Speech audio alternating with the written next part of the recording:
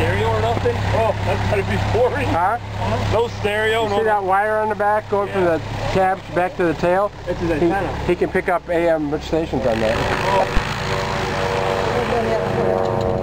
We go way down there. And then he'll turn around. Yeah. Oh, it's flying back. Here he comes. Here he comes. Look at the wheels spread out. Yeah. He should be airborne right now. We have liftoff.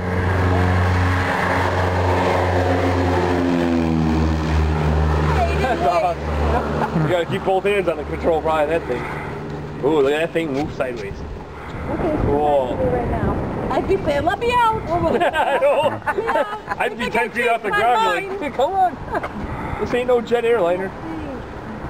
That's awesome. Sorry. I think Mom actually would have liked the helicopter because you feel. For my dead body. It feels like you're riding in a car. I always was told too. Everybody I talked to, helicopters are a lot smoother than when Ken and I went to Fredericksburg. You know when you take off, you get. I went up with him and he took me all around Fredericksburg to see it, and he dipped down to look at the cove. It was beautiful. Probably over Rochester. And he's just very cautious. He's very, very cautious.